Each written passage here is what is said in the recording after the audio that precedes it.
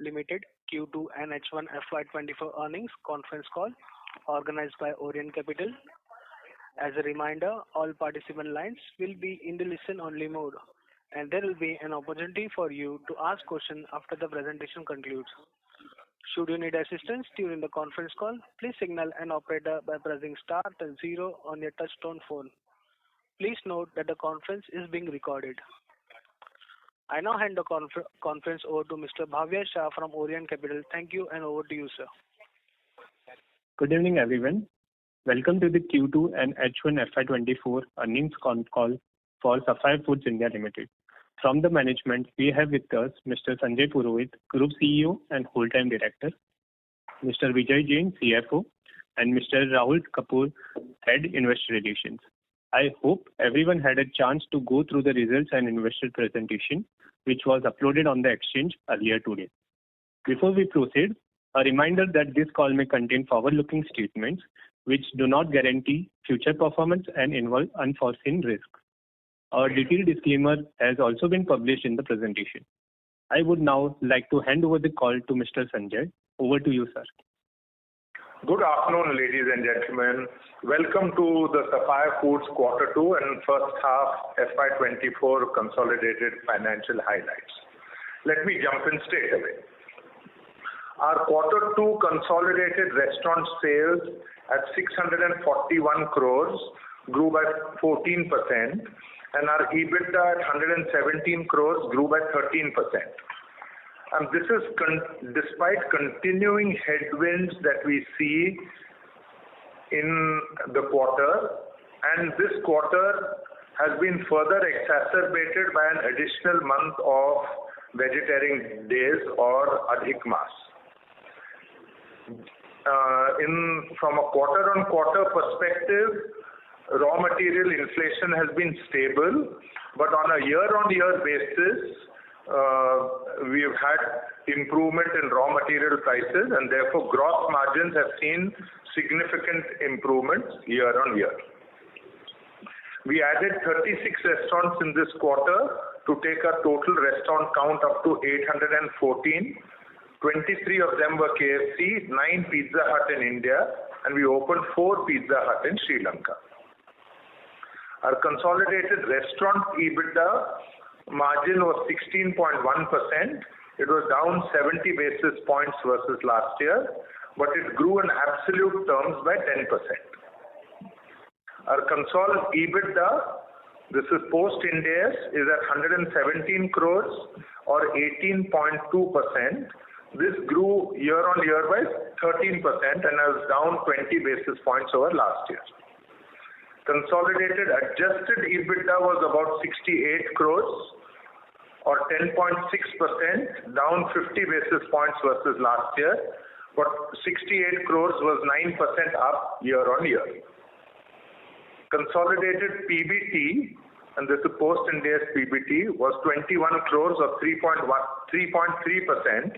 and declined year-on-year by 21% or down 150 basis points, and consolidated PAT was 15 crores or 2.4%.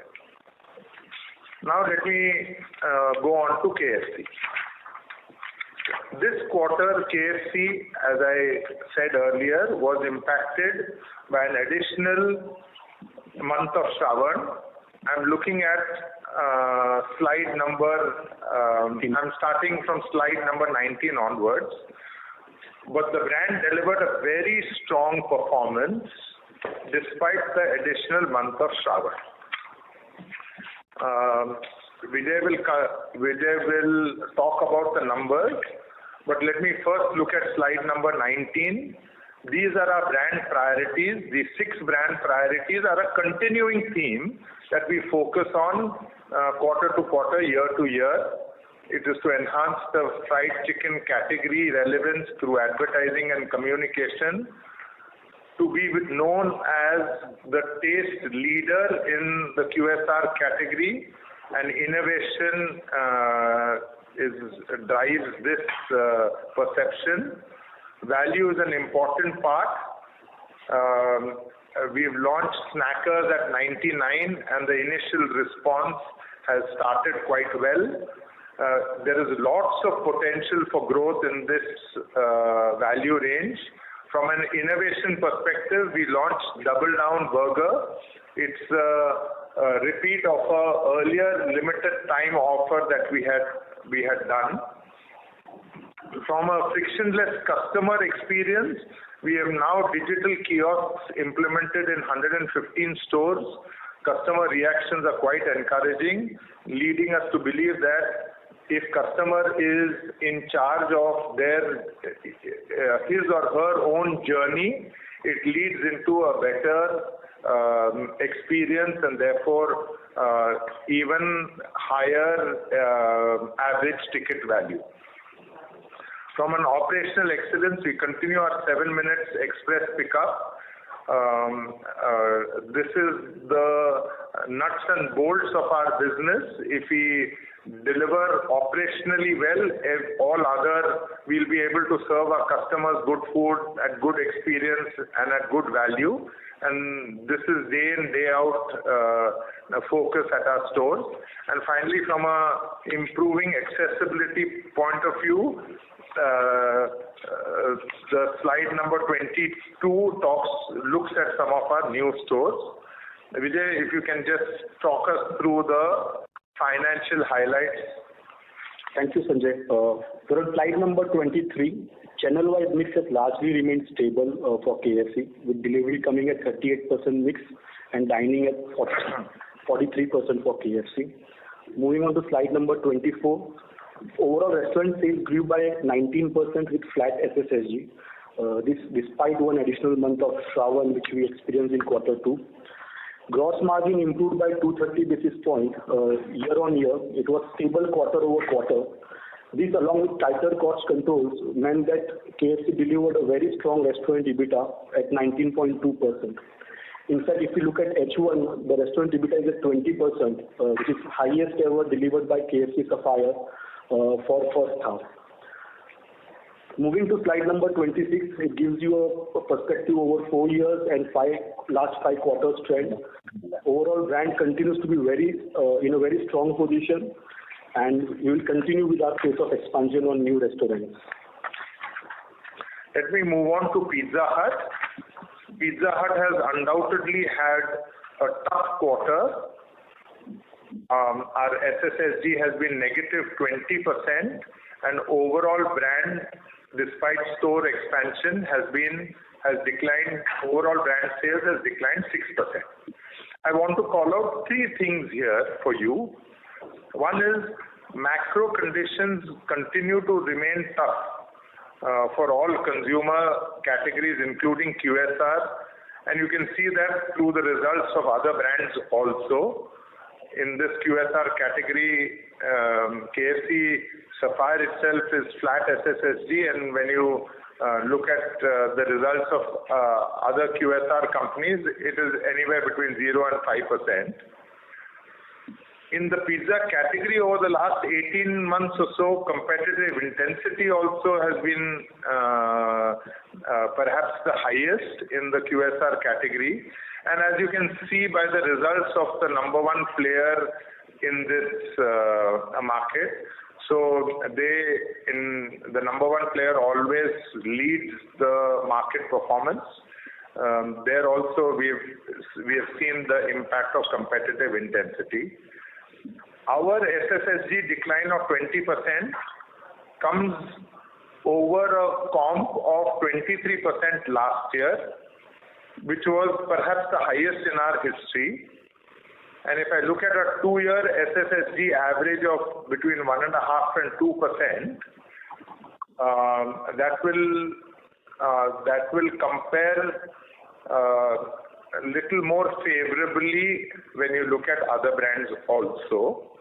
So, having said that, we are not standing still, as I've said. Clearly, we need to revive the brand. And I'm looking at slide number 28 in the deck. We are trying to give you a detail of the action plans that we are pursuing under 4 buckets. The first one is how do we build brand salience. We find that the brand while overall awareness is as high as the number one player, we lag on awareness and we lag on top of mind awareness and consideration. And this is not something that is new. This is something that we have known for the last 5 or 6, 7 years. I think both product innovation and enhanced marketing spends are the way to improve salience. We've launched the large pizza initially in 2 states of Gujarat and Kerala. It has started to do well, and we've got a quite exciting innovation pipeline over the next 6 to 12 months' time. Further than that, we continue to enhance our marketing spends over and above what is mandated with our franchisor. The second leg that we are focusing on is dine-in sales. And dine-in sales has 2 components. One is from an operations perspective, how do we deliver speedy service and how do we deliver high quality of customer experience. So we've invested in a Dragon Tail tech solution. This is an intelligent kitchen production planning tool, and this enables us to serve hot and fresh pizzas as quickly as possible to consumers. This is perhaps we are the only player, or among the very few, or only player in India to have such kind of a kitchen planning tool. And it has been 1 or 2 months since we have rolled it out to all Pizza Hut stores, and it's a start. We are quite confident that this will help us going forward.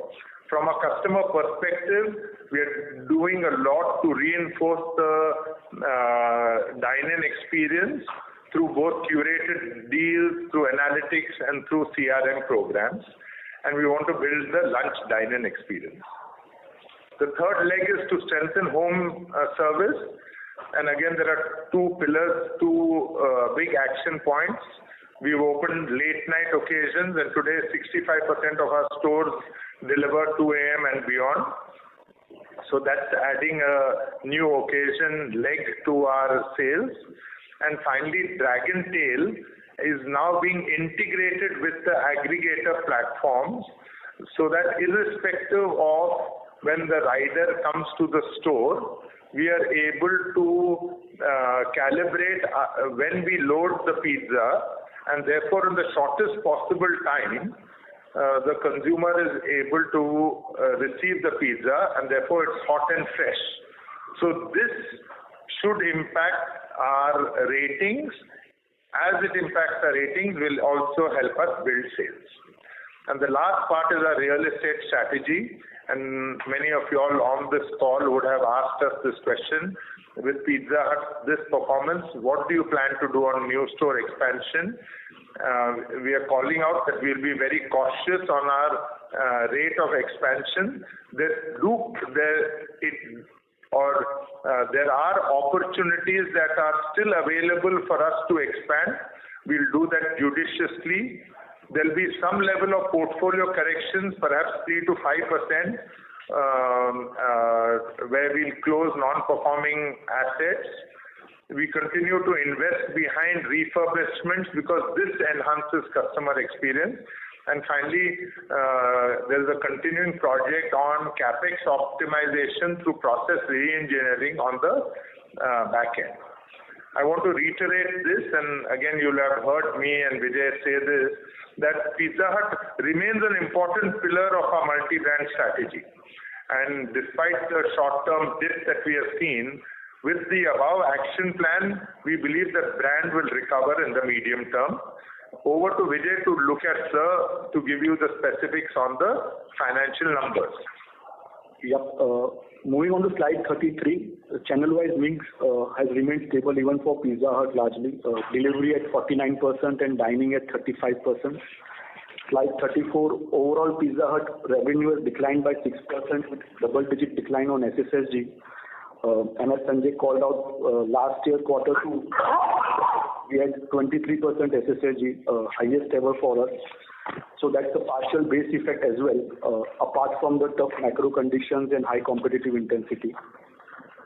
Slide 35, gross margin was up by 140 basis points However, due to operating deleverage on account of negative SSSG, meant that the restaurant EBITDA was impacted, which came at 7.6% for the quarter. Slide 36 gives you a synopsis of 4-year trend and 5-quarter trend. And again, as mentioned by Sanjay, with the action plans which we have laid out, we believe the brand will emerge stronger in the medium term. Let me speak about Sri Lanka.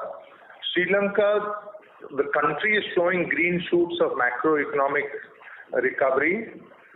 Inflation is down to single digits. There's forex stability. The tourism business is picking up substantially. There's ease of availability of raw materials. However, there is inflation in other categories. For example, utility costs have gone up, electricity costs have gone up. We launched quite an innovative product called Melts. This is an exciting innovation. It's what I call an individual consumption inverted pizza option, and it's doing well. We also opened 2 stores in Mattakulia and Kilinochchi. And quickly, can you just take us through the numbers, please, Vijay? Slide 41, channel-wise mix. So Sri Lanka delivery mix is at 36% and dining is at 30%. SSSG was 1%, while the overall revenue grew by 8% in LKR terms because of the forex benefit. In Indian terms, we grew by 29% for the quarter. Gross margin saw a 680 basis points improvement. And the overall restaurant EBITDA came at 15.3%. This is highest in the last 5 quarters. Slide 45 shows 4-year trend and 5-quarter trend. As can be seen that this is the best quarter probably in the last 5, and we remain confident of the growth opportunity that presents to us in Sri Lanka. Yes, finally, in conclusion, and despite consumer demand headwinds, I think we've had a good quarter.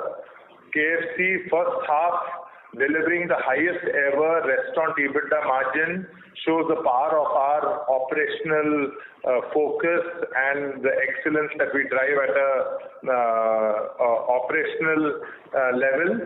We also grew the brand at 20%. So 20% growth and 20% restaurant EBITDA is quite powerful. We know we have headwinds on Pizza Hut and we have to solve this, but we are doing everything in our control to be able to resolve this. Sri Lanka is positive and it will continue to, again, if you'll remember us saying this, that we expect Sri Lanka to start turning around in calendar year 24. We are already seeing these green shoots today. And if you put it together in a multi-brand strategy, there will be some quarters where all 3 pillars are firing.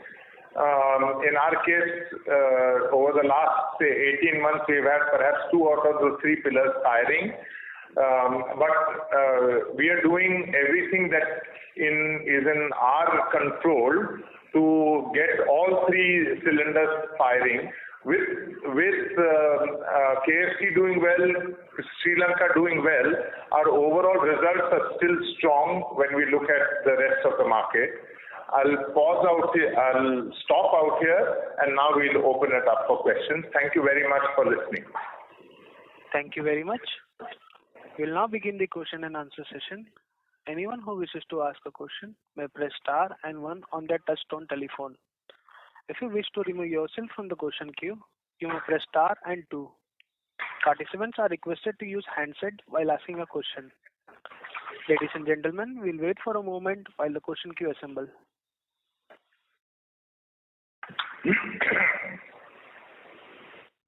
The first question is from the line of Jay Kumar Doshi from Kotak. Please go ahead. Jay Kumar Hi, Doshi. team. Yeah. Hi, team. Afternoon. Good afternoon. Thanks for the opportunity. Can you speak a little bit louder, sir? Sure. Hi, team. Good afternoon, and thanks for the opportunity.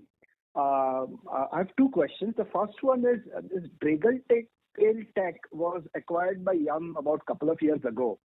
So are there any case studies of it helping Pizza Hut in some other markets? where there is a significant improvement in delivery experience and customer ratings? Yeah. So you have two questions. I'll answer this, Jay. So Dragontail is now a company that has been acquired it's an Asian company that has been acquired by Yum. They've had two big cases. One is actually of helping a competitor of ours in a market like Australia, where they saw a quite strong improvement in delivery metrics. And then before we adopted this, we had gone to our Singapore and Malaysia businesses, where we do a lot of the delivery ourselves in those markets.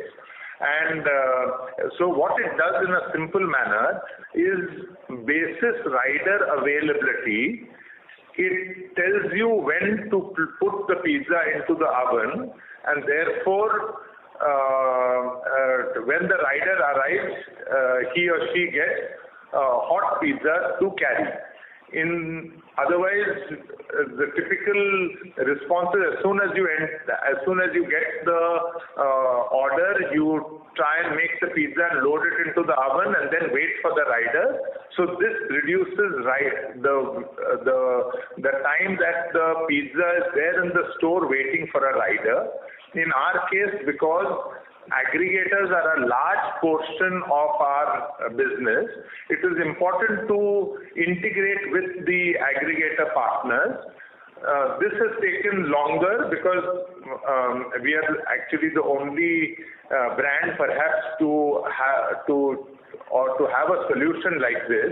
But again, they have been magnificent partners and they've helped us. This is quite recent, I must say, Jay, but even we think that because we are now able to timestamp every part of our production and delivery journey, this will result in better customer experience. Understood. I have one more question of Pizza Hut, but let me ask another question that often comes from investors. So Sanjay, we want to know your thoughts on, would you at any point of time consider biryani as a category of your interest from an M&A perspective?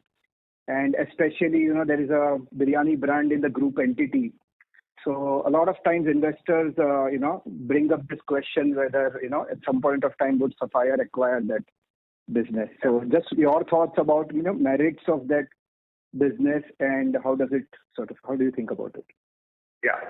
So we have been quite clear about articulating the 7 mantras for scale and success, and scale in this QSR category.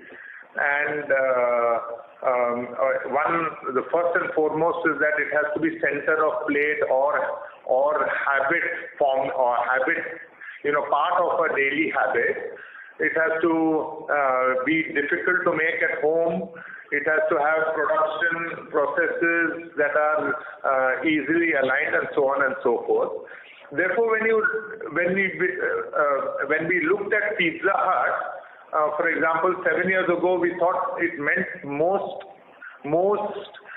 criteria. There were 1 or 2 criteria that it didn't meet, for example, omni-channel at that time or value. And those were the areas that we tried to fix. If I look at biryani, it does meet most of these requirements, except that production processes should not require a chef. So there are a couple of things that need to be fixed in this category. If those areas are fixed, undoubtedly this category can deliver success with scale. So that is point number 1. When we look at internationally also the big food cuisine categories in any of the big markets, you will find a local option to have a strong play in a particular market. So that is number one. Number two is, while we get asked this question, we have built this company on a strong governance platform. So anything that we do will be will be done in as transparent manner as possible, and will be done in as transparent a manner as possible. The third point for me to say is that there are no plans at this particular point in time. That's very helpful. Purposely to give you a little more detailed answer, Jay. Forgive me if it was too detailed. No. This is very helpful. Thank you so much. I just have one last question. I'm sorry for the third one, but look, in the second half of FY23, your performance of same-store sales growth was broadly comparable to market leader. I mean, and in line with category headwinds or category trends. In the last 6 months, in 2 quarters, what has changed for such divergence in such 20% unprecedented decline, whereas for market leader there is a marginal deterioration. So where do you think Pizza Hut has lost out in the last 6 months? So last year, these 6 months also, we were outliers in the category from a SSSG perspective, both when we compare to ourselves to the number one player and when we compare ourselves to the other franchisee, we were outliers. So we performed, our SSSG was significantly higher than both brands. Now, on a 2-year basis, if you do the same analysis there, you'd see that actually it is comparable. So, is that what we want? No. I thought we were flying and we had most of the elements of our strategy in place. But as this downturn has hit us, and as consumer headwinds demand headwinds have been there, perhaps it's impacted us a little more. I think we just have to work to strengthen the brand and continue to work on our operational efficiencies. I see crisis always as an opportunity. These are the times to learn, and these are the times to really up the game. And this will play itself out over a period of time. Even the competitive intensity part, we know how people have expanded. And when you expand through a sub-franchisee model, in a downturn, it is hurting everyone. And when it hurts a single store franchisee, then we know what can happen to overall quality of product and customer experience. So I think in the short term, we've just got to bite our lip and take the punishment. Or bite our tongue and take the punishment, but this will play out over a period of time. We are here for the long term, and we are quite confident that we can recover our position on this brand. Thank you, and wish you the best for upcoming festive season. Thank you, Jay. Thank you. The next question is from the line of Devanshu Bansal from Emkay Global. Please go ahead. Yes, sir. Hi. Thanks for taking my question. Just a follow-up on Jay's question. So what is the kind of investment that has gone into Dragon Tail solution? And what are the kind of time savings that we are initially saying from making of the pizza to delivering of the pizza to the consumers? So there is no capex investment, Devanshu. It is a per transaction investment. I can't share with you a per transaction cost. And also,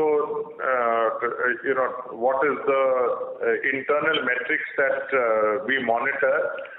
I think over a period of time, this should show up in the kind of aggregator ratings that we have got, or the ratings the brand has got on the aggregator platform, and therefore should translate into sales. Got it. And I agree, sir, we are obviously in a challenging environment, but there are also some positive tailwinds in the form of World Cup festive season.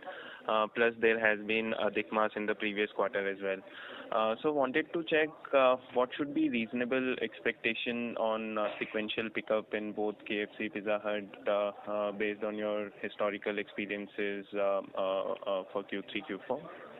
So typically Q3 is higher than Q2, especially for KFC. Pizza Hut is roughly similar right across the quarters. And this year we've had a World Cup, but last year also we had the T20 World Cup and the Football World Cup. So if you ask me, Devanshu, all of this is plus minus. I mean, in general, the last 20 days of or the last 2 weeks of December is what contributes to quarter 3 being higher than quarter 1 or quarter 2. And any deviation or pickup from historical trend that we should expect in Q3, or it should be more normalized what we have seen in the historical quarters between Q2 and Q3? The only difference in this time in Q3 is that in October month we had a lag impact of Shraddh, and then we had Navratra. So that's the only change. Because of the Adhik Maas coming in quarter 2, October will be softer. But again, when we look at the entire quarter, we don't see it going to be materially different than the previous seasonal or historical trends. Got it, Vijay. And sir, globally, Yum has been sort of also adopting loyalty rewards program. So wanted to check your thoughts on this front, and are we sort of planning to implement in India as well? Yeah. So there's a part of we don't have a loyalty program right now, but it's part of the agenda going forward. Having said that, there are enough and more analytics which we do with the consumer data base. So for all our channels, dining, takeaway and delivery, including the aggregator delivery, we do get the consumer data on which the various analytic programs, be it in terms of repeat customers, lapses, offers getting customized to the customer requirements, all those programs are in place. The only part which is probably missing is the loyalty program. Thanks for taking my questions, and all the best for the upcoming festive season. Thank you. Thank you, Devanshu. Thank you. The next question is from the line of Jignesh Kamani from GMO. Please go ahead. Yeah. Hi, team. Just want to know, if you remove the Adhik Maas for the balance 2 months, how is the apple-to-apple SSG for us in the third quarter? Oh, that's tough to really You are supposed to predict the SSG for third quarter? Is that or quarter 2? Yeah. Yes. So again, we always typically avoid giving quarter-on-quarter guidance, to be fair. All I can tell you is that from a trend point of view, the KFC has remained flat in H1. From a consumer demand point of view, we are not seeing anything different, materially different, for it to be moving either downward or upwards. That's one thing. Same thing on Pizza Hut. I think what we've seen in H1, there's a lot of work in terms of action plan required to change the trajectory. So that's all I will say, that we are not seeing any materially different in terms of trajectory for both the brands. One thing, because in second quarter, first quarter also your SSG was almost flat on KFC. Yes. And despite Adhik Maas, we are flat on the SSG. So if you remove them, it will be slightly positive. So trend has improved to that extent? No. So the way to look at quarter 2 would be that while there is a Adhik Maas in quarter 2, there's part benefit, I would not say full month benefit, part benefit that the Navratra got pushed to the October as well. So that's how to look at. So I will not read too much into +1, -1. So when the movements are so small in 100 to 200 basis points, I typically try and avoid reading too much into those indications. Understood. And for us to call a green shoot or a change in direction, it has to be a 3%, 4% movement for us to call that out, to be fair. Understood. Second question, the value layer in the KFC. So we introduced on snacking category. Also, we introduced chicken roll and other 7-8 innovation of 99 rupees range. Any color how large it is now for some of the store which is there for 3 to 6 months kind of. And so earlier it was initially led to cannibalization. Are you seeing that now revenue per customer or the effort of the customer is much higher and impact of the cannibalization started settling down? So again, typically 3 months period is too small a period for us to give out the category mixes. We typically wait for 9 months to 12 months to call that out. Having said that, we are seeing a positive movement. Also, the flat SSSG in Q1 was with a slight higher transaction degrowth. What we have seen positively in Q2, that flat SSSG has come with a marginal or a flat transaction growth. So you can already see the positive of this snacker range coming through. And in the long run, that's not how we look at in terms of cannibalization. In the long run, it helps us to drive transaction, and that's what we are gunning for through the snackers range. Understood. Sure. Thanks a lot and all the best. Thank you, Jignesh. Thank you. The next question is from the line of Tejas Shah from Spark Capital. Please go ahead. Hi, good afternoon, team, and thanks for the opportunity. So last time when we spoke on the slowdown, you highlighted on personal final consumption slowdown, and there is some correlation with category slowdown.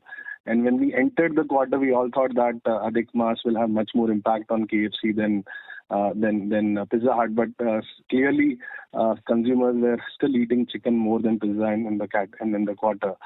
So just wanted to understand, if we have to go bottom up now on the reason, it seems more like a category issue than the consumer issue. And you highlighted there's a competitive intensity. So you have much more granular data. So just wanted to understand, the competitive intensity can't be uniform across the country. So is there any further insight that which area or which region, and what is the character of this competitive intensity? Is it like established players are going aggressive on pricing, or there are new competition which is coming and they are at mass end and taking away the consumer? Yeah, so two parts to this. One is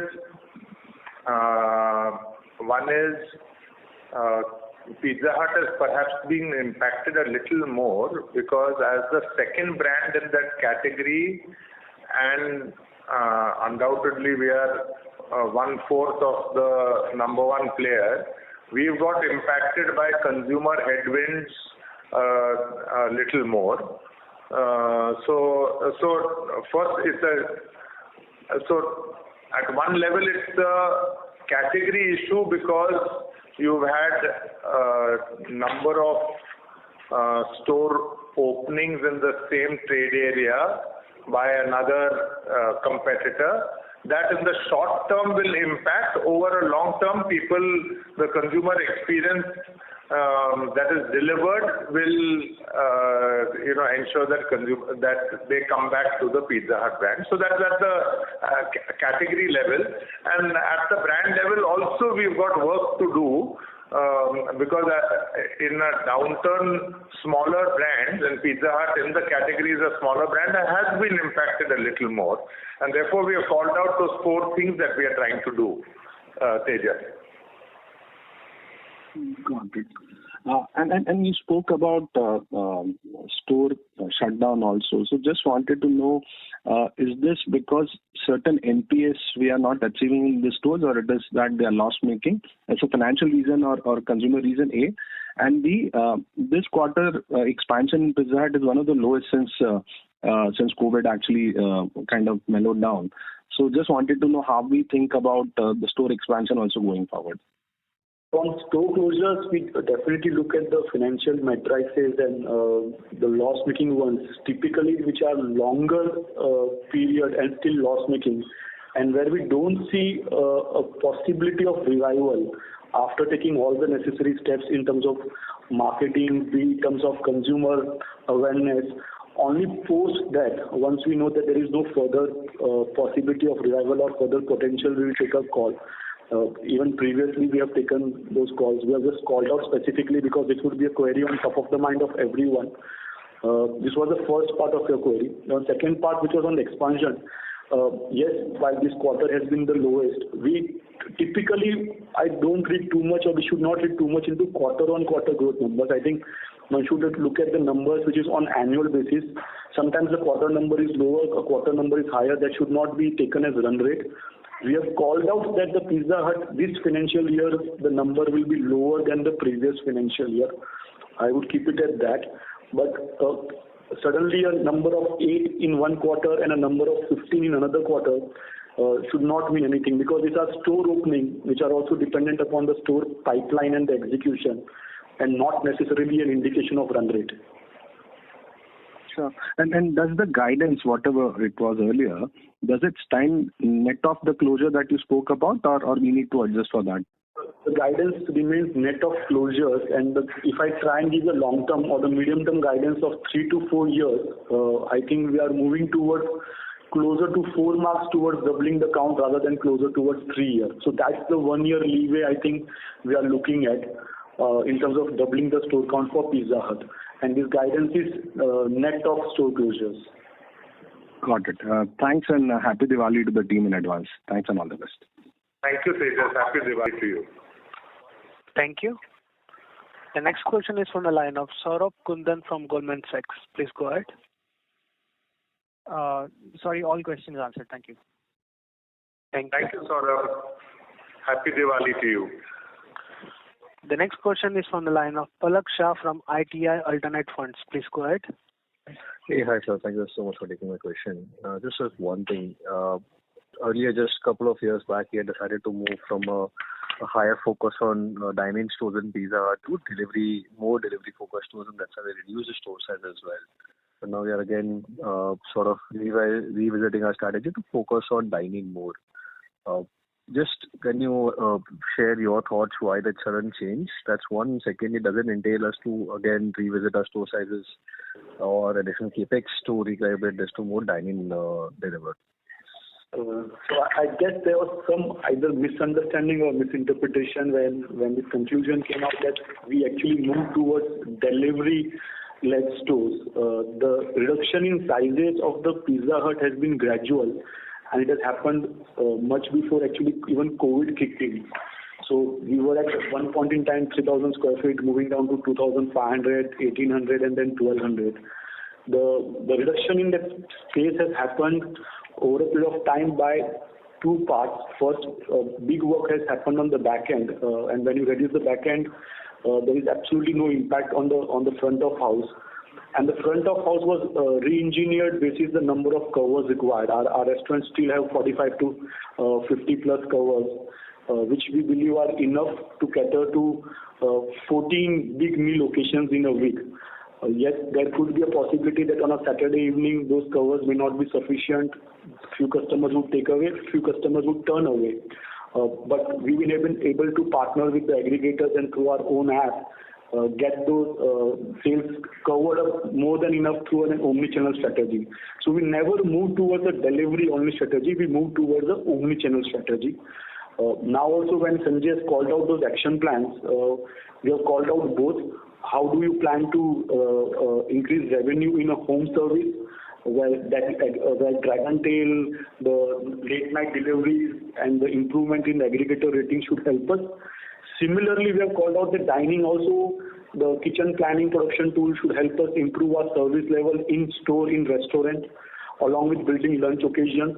So it's a combination of action plans on both the sides. So we continue to operate omni-channel stores. There is absolutely no rethink in the strategy in terms of our store format, and there is no change in the size of the stores even going forward. This size is good enough to cater to all the three channels: dining, takeaway, and delivery.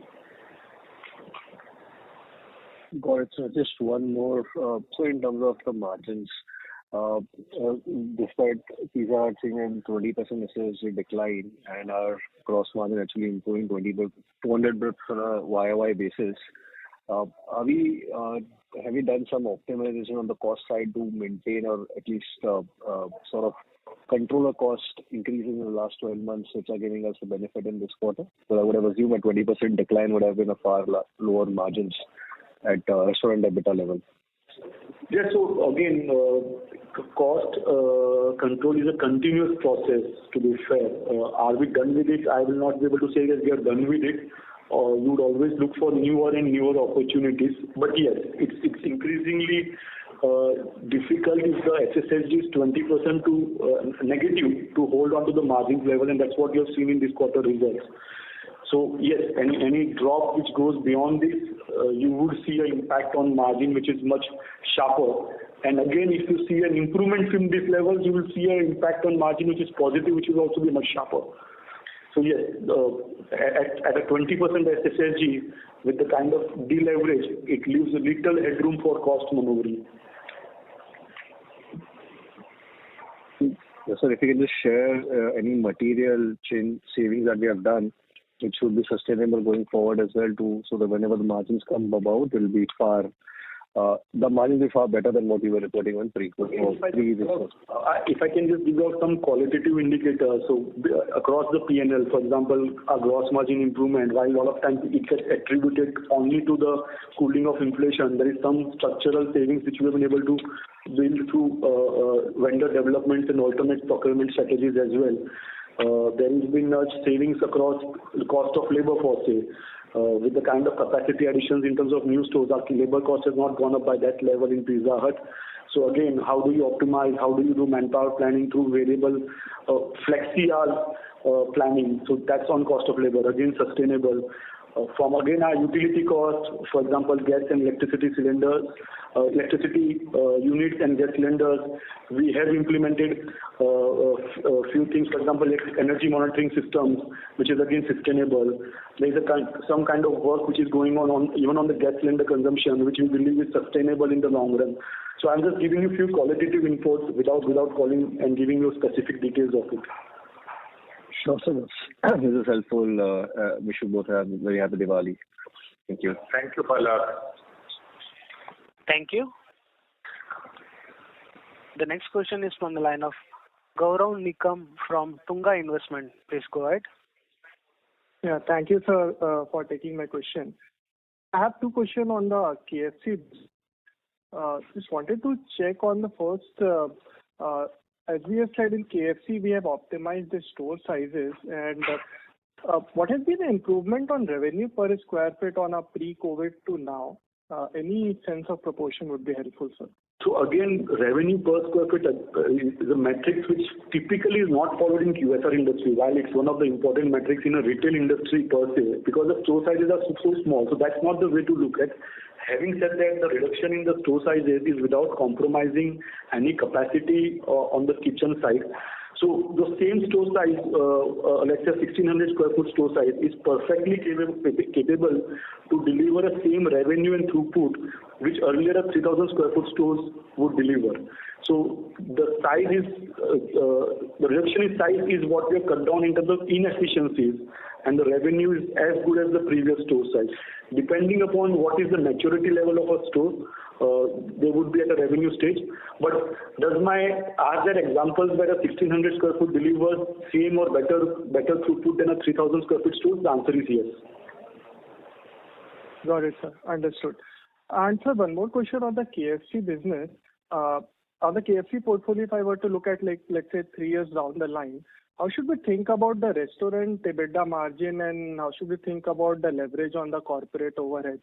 I'm just trying to get to how should we think about the KFC portfolio net EBITDA margin pre-Ind AS on a sustainable basis? I'm quite happy that you actually asked this question, because it actually allows me to spell out the KFC strategy, and we have taken a slightly different path on KFC compared to our competitors in the QSR industry. I don't think they're looking at trying to expand the margin beyond 20%. What we're trying to do is how we can hold the margin at 20%, in and around 20% mark, and grow faster. And that's what we have done over the last 3 years. If you see the kind of additions we have done on the brand, we have over the last 3 years, the brand has doubled its revenue and tripled its restaurant EBITDA. So that's the strategy on KFC, that how we can densify more and more without compromising the restaurant EBITDA. So if our restaurant EBITDA moves beyond 20%, it only gives us a tick mark that we can grow even faster. So that would be the strategy on KFC for the next 3 years, 3 to 4 years, double the restaurant count, grow faster, and if you're able to deliver restaurant EBITDA beyond 20, grow even faster. Got it. And sir, any leverage on the corporate overheads, like which comes after restaurant EBITDA? Any leverage that we should expect on that as well? So if I look at a 3 to 4 year picture, yes, you will definitely look at a leverage. Current year, when the overall growth has been a challenge, you may not see such big leverage on the corporate cost side. But typically, what we see overall revenue growth, if it's 20 to 25% of a business, corporate costs would typically grow at 15 to 20%. So that's the general thumb rule, and that gives you leverage on the corporate cost. Very helpful, sir. Sir, if you allow this, I have one more question, just more on the concept of the business. So we have in India we have these two franchisees, right, for Yum. So when a consumer places a delivery order, how does this is decided that which store it will go to? Because sometimes the store of both the franchisees are close to each other. How it is decided that where the order will go? Who will service it? I'm assuming you are asking in particular for Pizza Hut, because in case of KFC there is absolutely no overlap. There is a clear territory demarcation. So you are referring to Pizza Hut, right? Yes. On Pizza Hut again, on Olo apps, which is our own apps, there is a clear digital maps which are in place. So there is no overlap between us and the other franchisee partners. So this confusion does not exist. In case of aggregators, yes, the consumer may be able to see more than one options available on the app. Again, I think the consumer would go for the restaurant which offers better consumer experience, which is reflected in the ratings, and secondly, in terms of estimated time of delivery, which is the ETA. So a restaurant which is typically nearest, and if it has a good consumer experience, that would be in line to receive that particular order. But the option is left for the consumer to choose. Yeah. Having said that, Gaurav, when you look at any of the aggregator apps, there's typically, and if you say choose even KFC, you will get stores that are close to you and stores that are far from you also, and typically the consumer chooses a store that is closest. I mean, in any brand. So if you are in Malad, as we are in right now, they'll even give you perhaps a store in Bandra and say that it will take 90 minutes to deliver. Having said that, this overlap between us is minimal. While there is no overlap at all on the Olo, the overlap between the two franchisee partners will be minimal. Got it, sir. Thank you. Thank you, sir, for answering my question. I'm just conscious of time. We've got another... Yes, sir. We can take one or two questions more. Yeah. Ritik. Thank you. The next question is from the line of Ritik Tulsian from Concept Investment Private Limited. Please go ahead. Yeah, hi. Hello everyone and happy Diwali in advance to the team. So I have one question regarding Pizza Hut. So if we look at the leader, the gap between us and them is already huge, right? And now they are going further in the sense like 20 minutes delivery, doubling down on technology and etc. So as a company, how do we plan to reduce the gap between us and them in the long run? So I want to know from the perspective of 3-4 years down the line, if you can elaborate more on the strategy. So, I think it is incorrect to say whether we reduce the gap with them or not. What are we doing to strengthen our brand? And I talked of the 4 things, Ritik, in my presentation. So whether that closes the gap or not, it will certainly have an impact on our performance, and it will certainly strengthen the brand. I think that is how we have to look at it. Otherwise, to predict what this will result in a market share improvement, etc., is a difficult conversation to really have. Having said that, again, with Pizza Hut's omnichannel strategy, I don't think we have to try and bridge that gap. Even if we are able to hit our kind of ADS, and again, with the omnichannel strategy means the dining sales and the dining profitability is better. So this is not how we are trying to track internally, because the mix is very different. So we don't have to really bridge that gap. Even if we go somewhere closer, we should be able to deliver that kind of profitability, but we are far off from that particular situation right now. This could be probably a very long-term ambition, but as Sanjay said, we will focus on our own things. And one thing which I'll call out, while you said a 20-minute delivery, I think the Dragon Tail is somewhat to address that. I think what customer is looking at today is whether we can deliver a hot and fresh pizza or not. As long as they are comfortable with the ETA, which is the estimated time of arrival or delivery, and they get hot and fresh pizza, they are less fussy about the whether it takes 25 minutes or it takes 35 minutes. And this is clearly reflected. For example, on our own apps, we are able to deliver a majority of our orders below 30 minutes.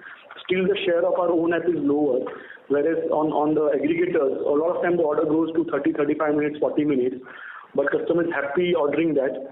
So all they're looking for is the quality, which is hot and fresh, and I think they're less fussy about 5 minutes here and there.